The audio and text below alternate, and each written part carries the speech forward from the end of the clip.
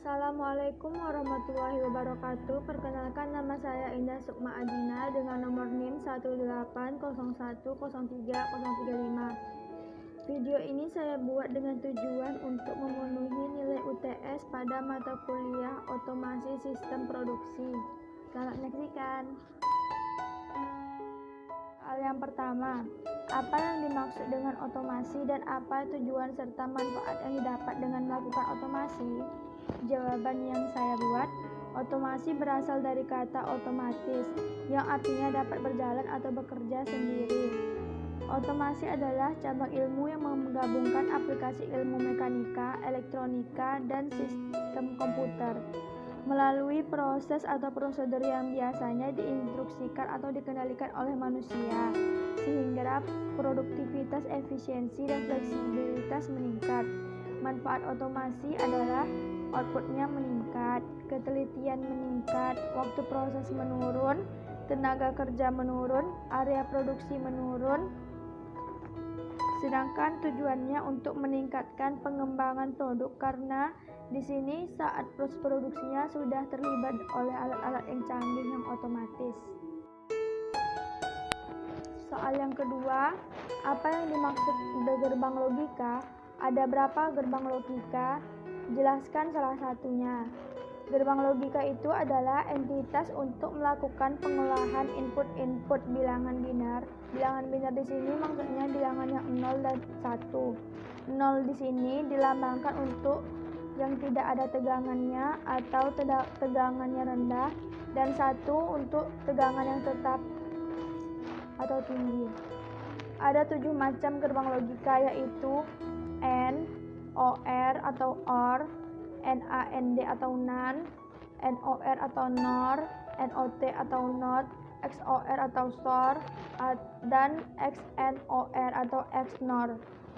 Salah satu contoh gerbang logika itu, misalnya gerbang OR. Gerbang OR ini memiliki 2 atau lebih saluran input dan hanya memiliki 1 saluran output. Gerbang OR ini atau gerbang OR ini didefinisikan jika salah satu inputnya bernilai 1, maka outputnya 1. Misalnya dengan input 1 dan 1, maka outputnya 1. Dengan input 1 dan 0, maka outputnya ini tetap 1, karena kan syaratnya harus sudah ada 1 di salah satu inputnya. Jadi kalau misalnya 0 dan 0 inputnya, berarti outputnya juga 0. 3. Uraikan secara singkat apa yang saudara ketahui tentang Programmable Logic Controller atau PLC. Jawaban saya, PLC adalah suatu mikroprosesor yang biasanya digunakan untuk pengendalian. Biasanya digunakan untuk proses kontrol dan pengawasan berdasarkan program yang telah ditentukan.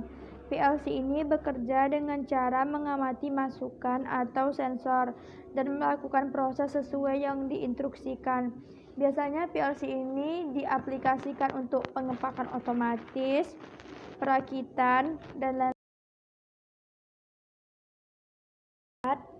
Peralatan utama apa saja yang diperlukan PLC sehingga dapat berfungsi sebagai otomasi industri?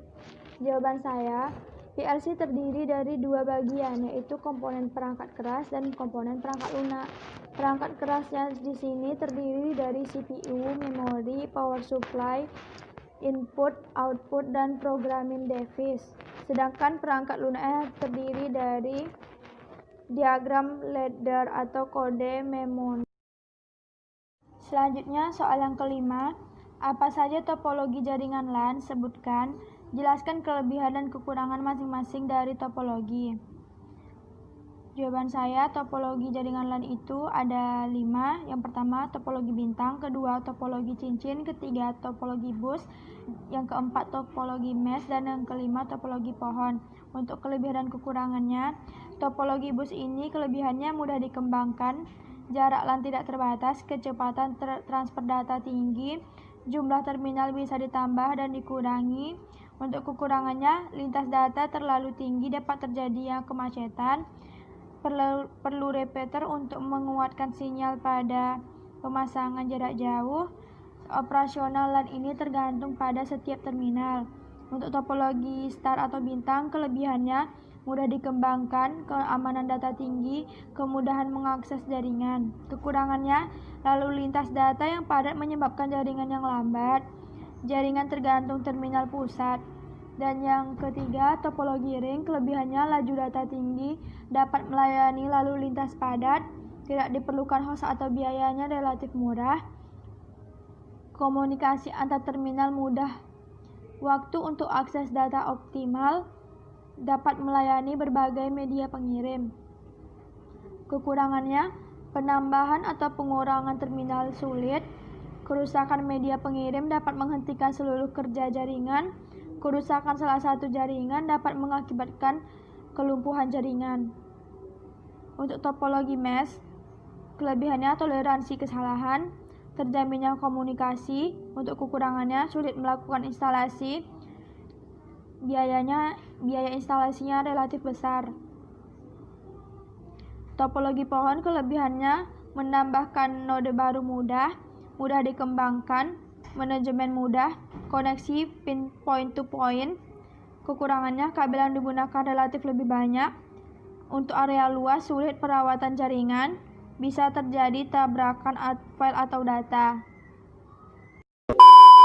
Sekian video yang saya buat ini, mohon maaf apabila ada kesalahan. Terima kasih. Wassalamualaikum warahmatullahi wabarakatuh.